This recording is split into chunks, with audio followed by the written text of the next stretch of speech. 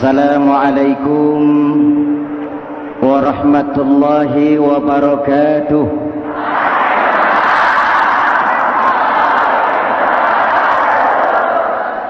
Hadirin hadirat, ma'asyiral muslimin yang saya cintai, Ramadan adalah madrasah,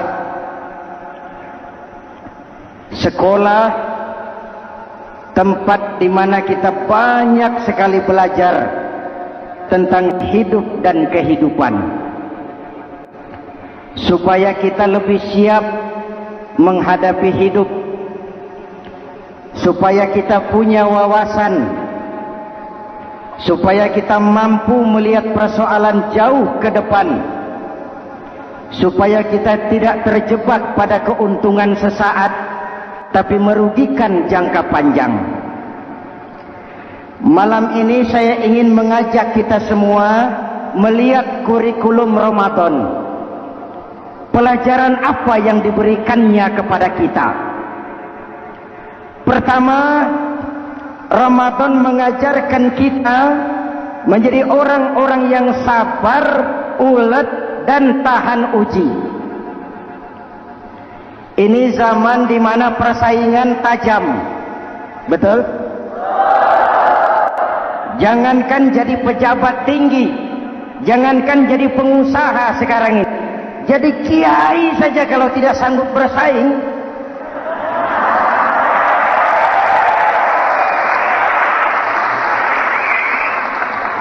ini bahasa kasar tapi jujur. Karena orang sekarang hidup di zaman banyak pilihan. Akibat persaingan yang semakin tajam, orang sering kehilangan kesabaran. Kepengen cepat kaya, lalu tidak sabar. Makan renten, nipu orang, buka peternakan tuyul,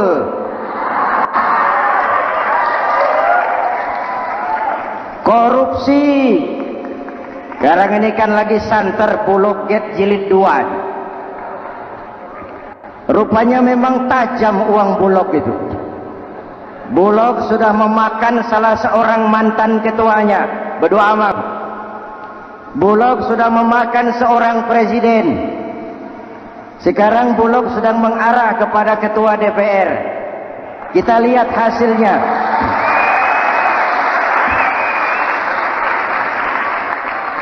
Tentu saja kita prihatin karena kita tahu ekonomi kita sedang sulit, hutang melilit leher, tetapi pada sisi lain kita melihat enak saja uang mengalir puluhan miliar untuk sesuatu yang tidak terkait dengan kepentingan rakyat.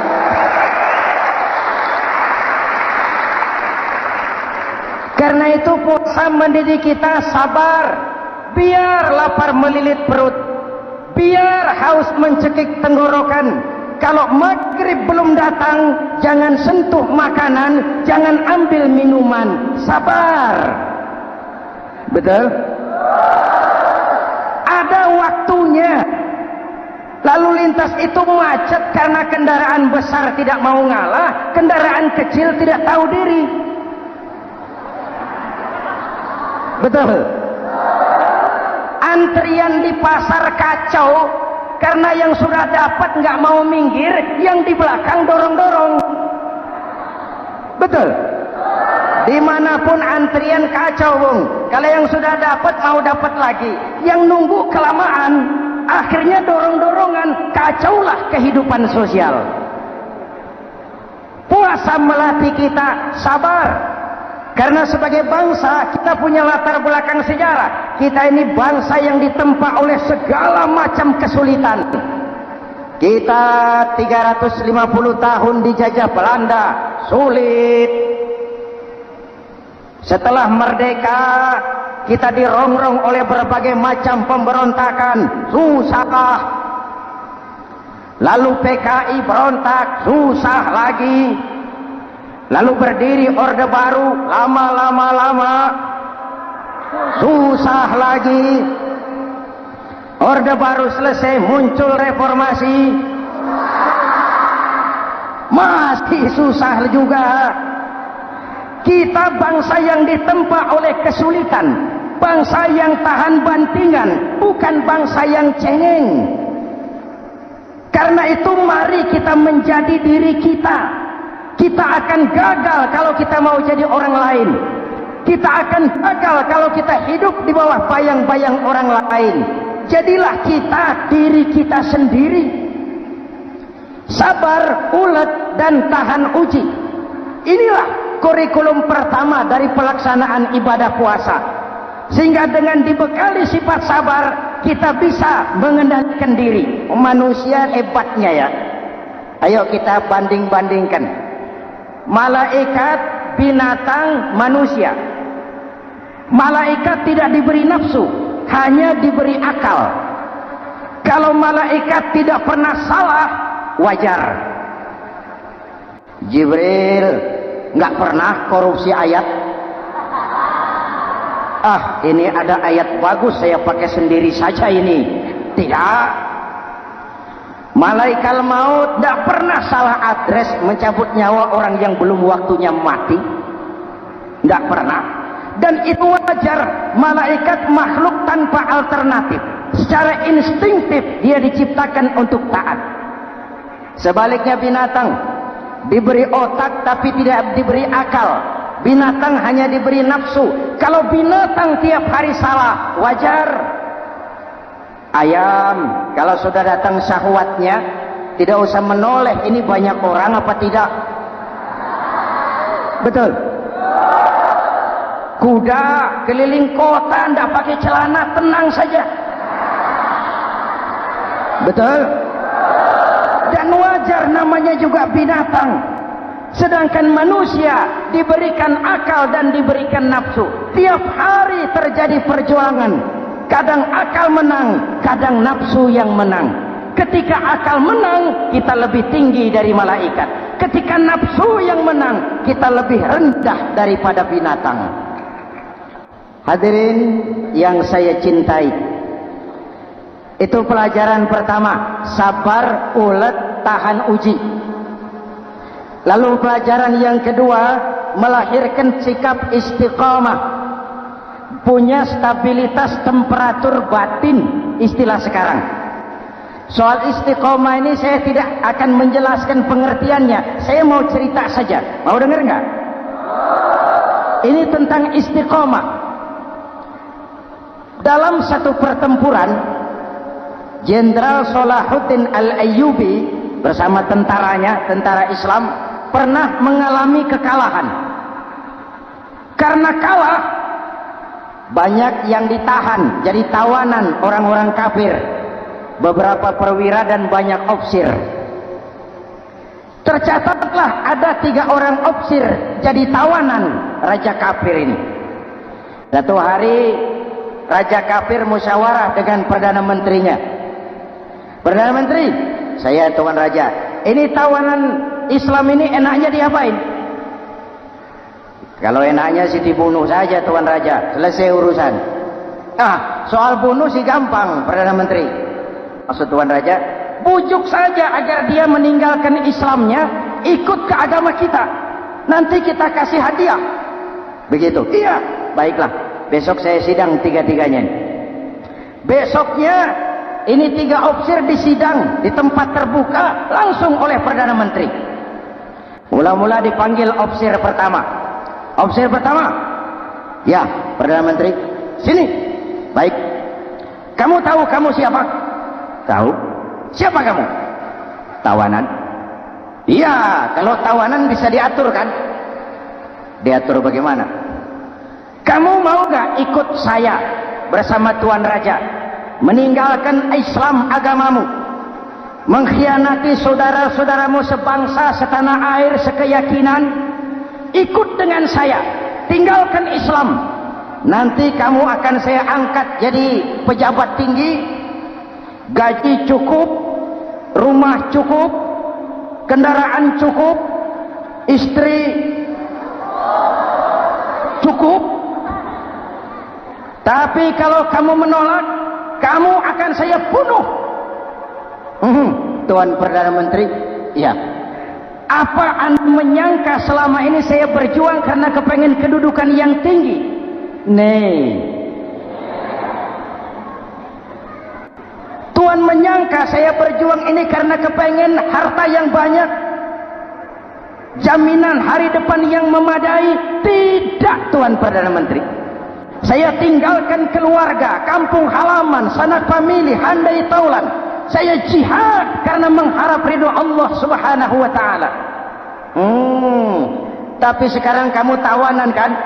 Itu resiko perjuangan. Kamu tidak mau meninggalkan Islam? Tidak. Kamu akan saya bunuh? Silakan. Kamu tidak takut mati? Tidak. Kamu berani? Dari kemarin. Apa dikira baru sekarang saya berani? Tuan Perdana Menteri, saya berharap memang saat-saat seperti ini bisa saya temukan. Ibadah saya sedikit, sholat saya kurang, puasa saya kurang. Barangkali dengan jihad saya bersimbah darah, mati di tangan Tuhan, Allah akan mengampuni dosa-dosa saya dan saya dapat tiket untuk mencapai keridhaannya.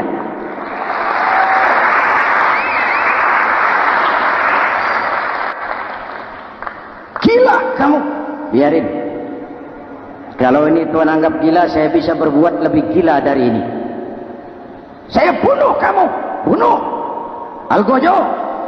Dipancung. Dia. Ini terlepas kepalanya dari badannya. Menggeluntung kepalanya ke bawah. Jatuh bergelindingan. Itu kepala lepas dari badan. Ngaji. Baca ayat Quran. Sampai Perdana Menteri bingung. Minggir. Ini ada kepala ngaji. Ayatnya yang dibaca, ya ayyatuhan nafsul mutmainnah, irji'i ila rabbiki radiyatan mardiyah.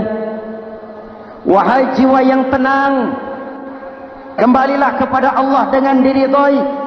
Masuklah ke dalam golongan hamba-hambaku dan masuklah ke dalam surgaku. Matanya terpejam rapat, bibirnya tersenyum. Dia gugur sebagai syahid karena membela keyakinan. Dia istiqamah, tidak goyah oleh tawaran jabatan dan kedudukan yang tinggi.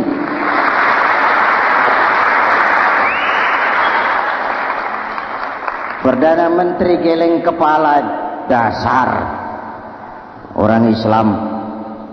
Panggil officer kedua. Officer kedua. Ya, Perdana Menteri. Kamu sudah lihat temanmu yang barusan? Sudah. Mati kan? Mati. Kamu bagaimana? Mau tetap berjuang untuk Islam atau ikut kami? Jabatan tinggi, kedudukan tinggi, rumah tinggi.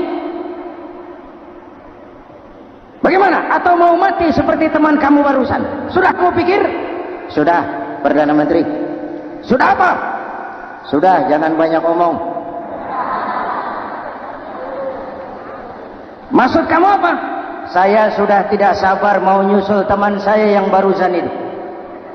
Saya tidak bayangkan bagaimana disambut oleh malaikat di surga, disambut oleh para bidadari di surga, menggapai ridho Allah. Oh, Perdana Menteri, sudah jangan banyak omong. Kalau mau potong saya. Perdana Menteri bilang ini lebih gila dari yang pertama. Yang pertama masih mau diajak ngomong, ini malah langsung minta disembelih. Ayo, Algojo, potong. Potong lagi. Dia terpisah lagi kepalanya dengan badan, jatuh ke bawah, menggeluntung, ngaji lagi. Ayatnya yang dibaca, wujuhun yawma izin nadirah ila rabbiha nadirah. Muka mereka hari itu berseri-seri kepada ridho Allah. Mereka memandang, bibirnya senyum, matanya terpejam, dan dia ajal dengan husnul khatimah, mendapat syahid karena teguh punya keyakinan, istiqamah dalam perjuangan, tidak goyang, tidak mencela dan mencele.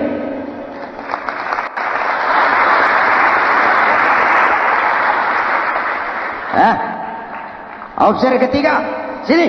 Siap, siap, Perdana Menteri. Kamu sudah lihat nasib dua orang teman kamu? Sudah. Mati kan? Mati. Kamu mau seperti dia? Oh, tidak, Perdana Menteri. Saya tidak mau mati. Daripada mati kan lebih baik hidup. Kamu mau ikut saya? Mau, Perdana Menteri. Mau. Gaji besar, rumah besar, kendaraan besar, istri.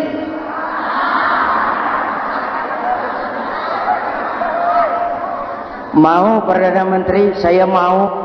Daripada tidak jadi apa-apa, kan lebih baik jadi apa-apa. Daripada tidak punya apa-apa, kan lebih baik punya apa-apa. Oh, jadi kamu selama ini berjuang karena mau cari apa-apa? Iya.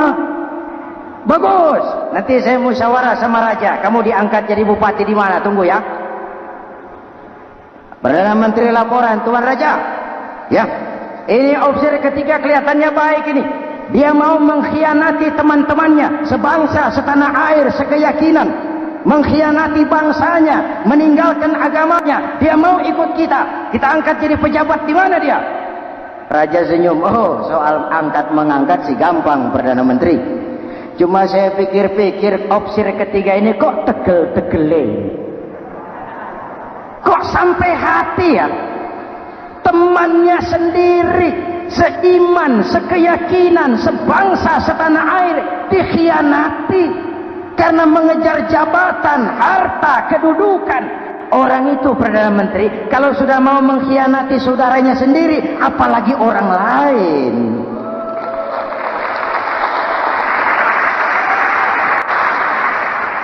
Ini opsi ketiga, ini opsi bejat. Anda bayangkan temannya sendiri dikhianati. Nanti kalau ada kesempatan kita ditikam dari belakang. Jadi bagaimana Tuan Raja? Malah kalau saya lihat yang dua yang sudah mati itu orang hebat, Perdana Menteri. Punya pendirian, istiqamah. Malah kalau bisa yang dua itu dihidupin lagi. Loh, dihidupin bagaimana Tuan Raja sudah kadang mati? Jadi bagaimana ya opsi ketiga ini? Bunuh. Bunuh, bunuh. Buat apa piara benalu jadi duri di kaki nanti? Bunuh. Baik, Perdana Menteri kembali. Opsi ketiga, siap Perdana Menteri. Saya jadi bupati di mana? Bupati, modar sampean. Loh, saya mau dibunuh. Bunuh. Katanya kalau ikut agama Tuhan, meninggalkan agama kami, saya akan jadi pejabat tinggi. Kamu opsi bejat, kamu tidak punya pendirian, saudaramu sendiri seagama kamu khianati, apalagi orang lain, potongan kayak kamu jadi pejabat, rusak negara ini.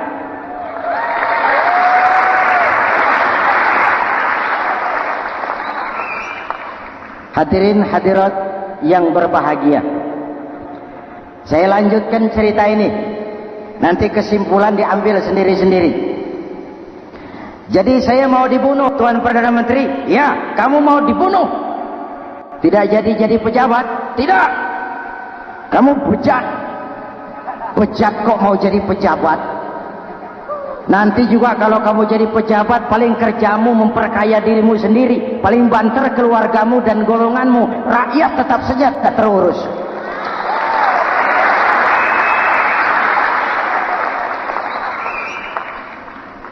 Paling-paling kamu kalau sudah jadi pejabat tinggi, kerjamu cuma membuka, meresmikan, berkunjung.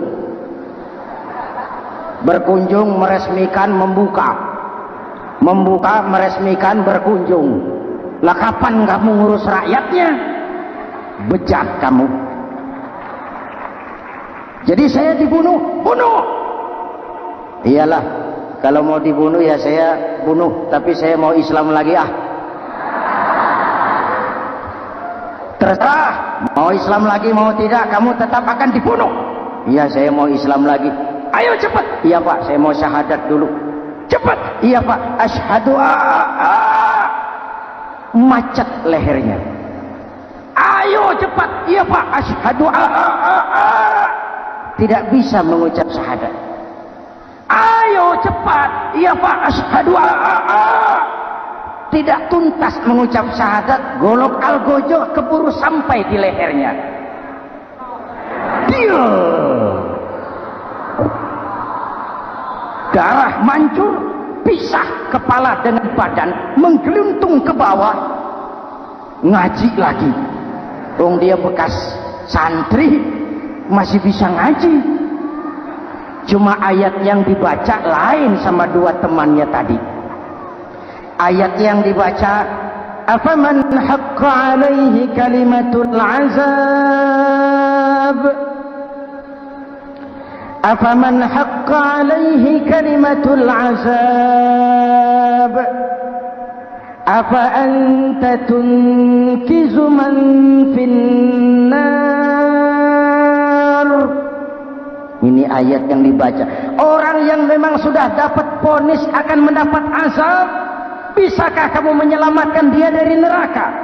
Bertahun-tahun berjuang di bawah bendera Islam untuk kejayaan Islam. Di akhir hayatnya dia tergoda oleh kedudukan dan harta, oleh jabatan dan pangkat. Dia bergeser, imannya rapuh, hilang istiqomahnya, ditinggalkan agamanya, dan dalam keadaan begitu dia mati, dia su'ul khatimah. Na'udzu. Hadirin, apa guna saya ungkapkan ini? Mari kita belajar. Perlu stabilitas temperatur batin.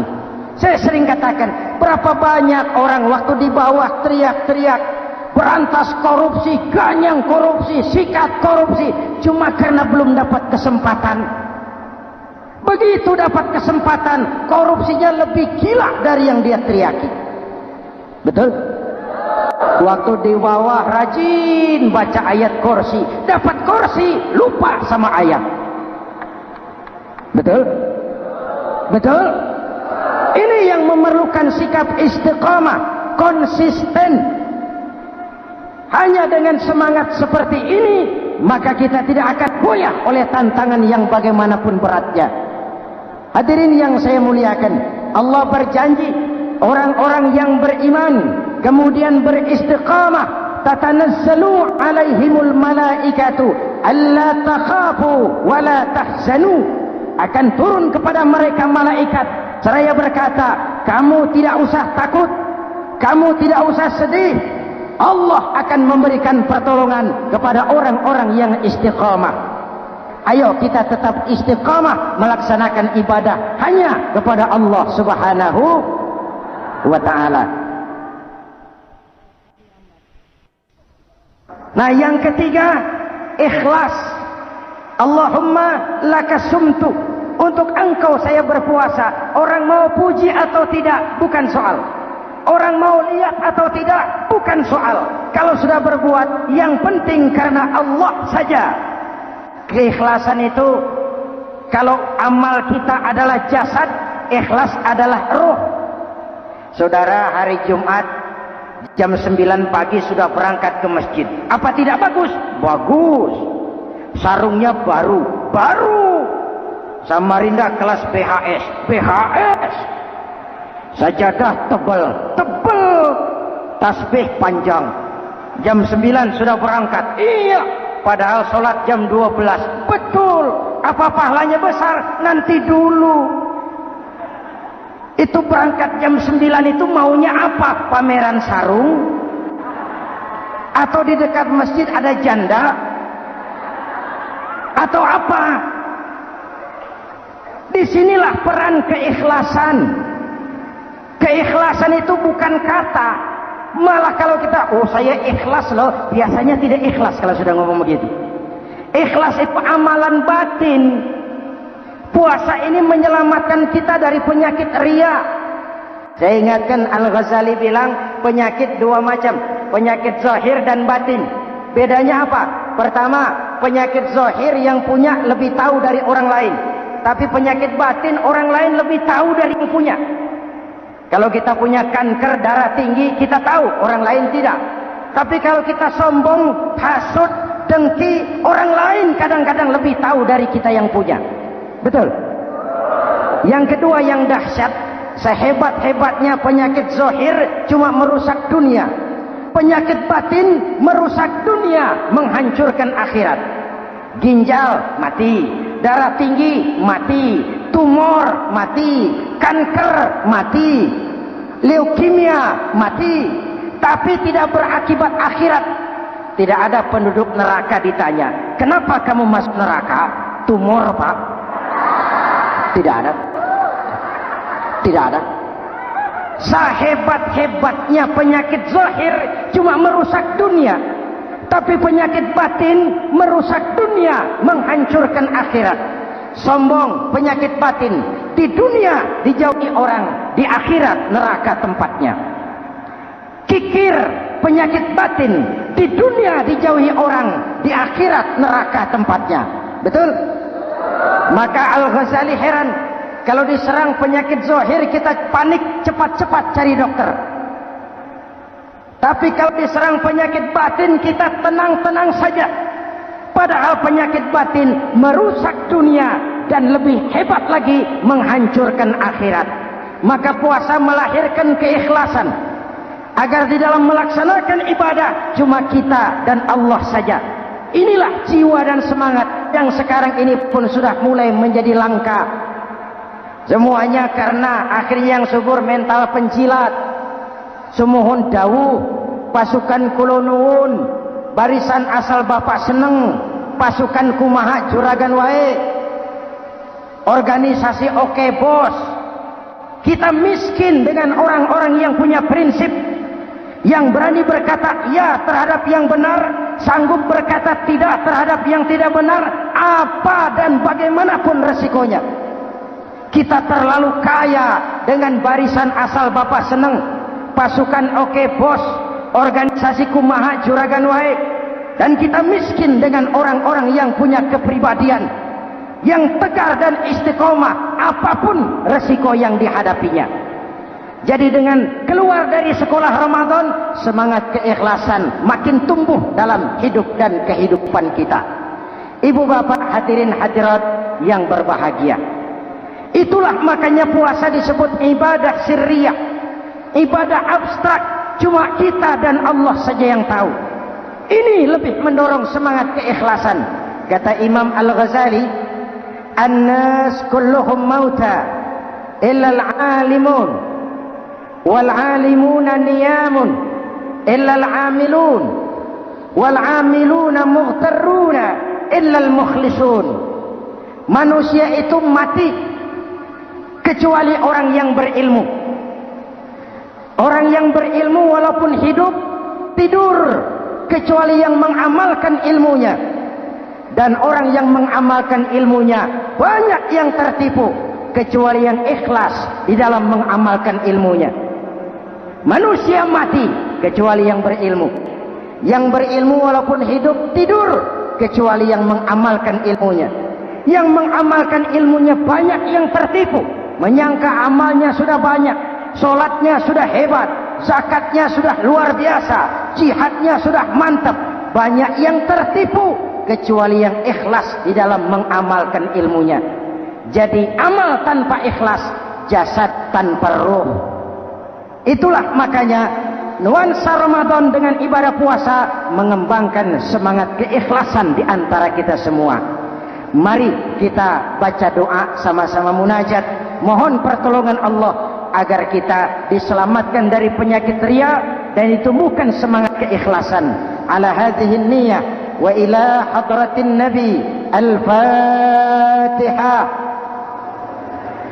Bismillahirrahmanirrahim. Alhamdulillahi rabbil alamin, arrahmanir rahim, maliki yaumiddin. Iyyaka na'budu wa iyyaka nasta'in. Ihdinas siratal mustaqim, siratal ladzina an'amta 'alaihim ghairil maghdubi 'alaihim waladdallin. Amin. Bismillahirrahmanirrahim. Amin. Alhamdulillahi rabbil alamin. Allahumma salli wa sallim wa barik ala sayyidina Muhammadin wa ala alihi wa sahbihi ajma'in. Allahumma ij'al jam'ana hadza jam'an marhuma wa tafarraqna min ba'dihi tafarruqan ma'suma. Allahumma ij'al jam'ana hadza jam'an mashkura wa tafarraqna min ba'dihi tafarruqan maghfura.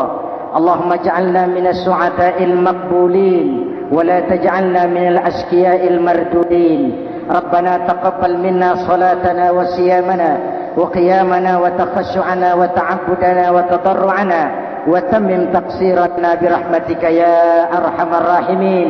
اللهم أصلح من في صلاحه صلاح المسلمين، اللهم أهلك من في هلاكه صلاح المسلمين. Ya Allah, dengan sepenuh perasaan dan pengharapan, dengan segala keremahan dan kerendahan, kami bermohon kepadamu, berikan kami kekuatan zahir dan batin, berikan kami kesabaran dan ketabahan, sikap istiqamah dalam mengarungi hidup yang penuh ujian ini. Karuniakan kepada kami pemimpin-pemimpin yang takut kepadamu dan sayang kepada kami. Rabbana hab lana min azwajina dzurriyyatina qurrata a'yun waj'alna lil muttaqina imama. Afdalu ma qultuhu ana wan nabiyyuna min qabli. La ilaha illallah.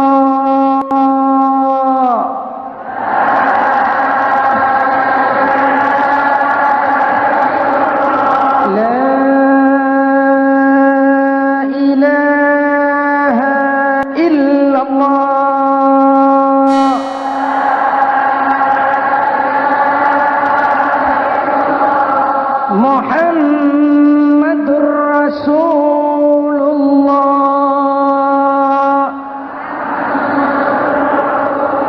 Amin. Kalimatu haqqin 'alaiha nahya wa 'alaiha namut wa 'alaiha wa biha nub'atsu insyaallah minal aminin birahmatika ya arhamar rahimin. Sallallahu ala sayyidina Muhammadin wa ala alihi wa sahbihi ajma'in. Ana rabbika rabbil izzati amma yasifun. Salamun alal mursalin walhamdulillahi rabbil alamin. Assalamualaikum warahmatullahi wabarakatuh.